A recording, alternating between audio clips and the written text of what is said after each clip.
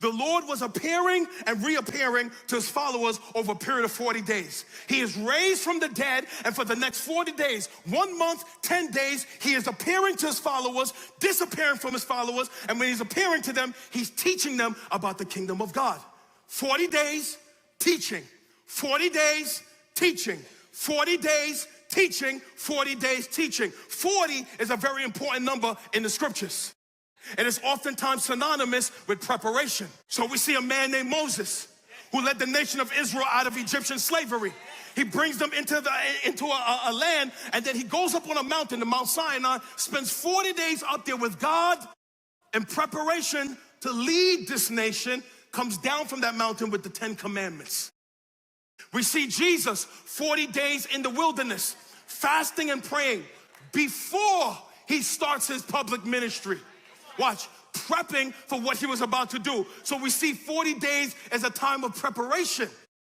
Just a few days before this encounter, this is happening in Jerusalem on the Mount of Olives. Just a few days before this, there was in northern Israel on a mountain in Galilee. And it was on that mountain in Galilee, he gave them the Great Commission that you need to go into the whole world and make disciples of all nations. But watch, but you can't do that in your own strength. So now what he's doing is taking time to prepare them for the mission. And he's teaching them things about the kingdom. He's probably reminding them about his parables and everything he taught and everything he did. I want you to see that before there was platform, there was preparation. I'm talking to you and I, especially in America, because we love platforms without process. This is crazy to me. I see people on social media, you've been married for 30 days and then you give birth to a marriage ministry. How are you coming off of your honeymoon and then you got the nerve to be on social media teaching us about marriage?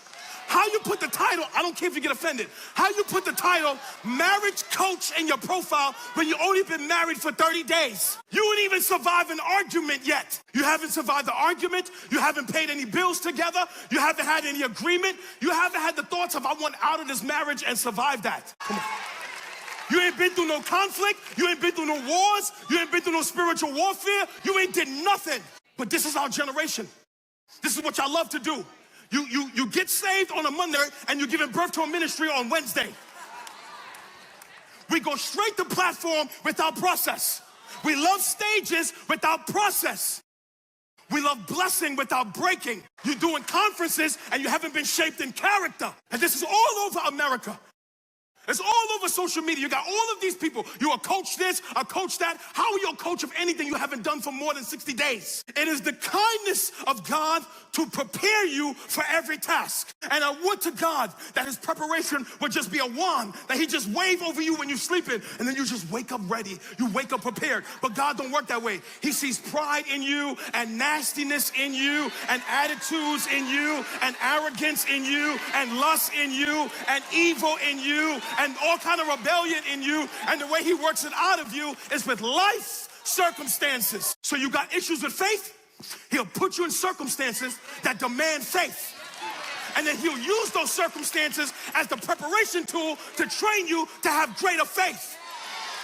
But then you go birth something without having faith, and then when hell comes, you can't sustain. Because we got too many Ishmaels running around the kingdom. Ishmael. We're giving birth to all of these Ishmaels, things that God did not tell us to do. And anything you birth in the flesh, you got to sustain in the flesh. Repeat.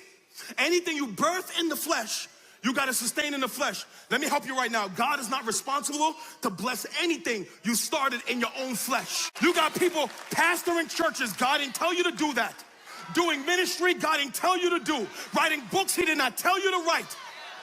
And being a coach in areas he gave you no character, skill set for, or wisdom for yet. There's a difference between receiving a calling and being prepared for it.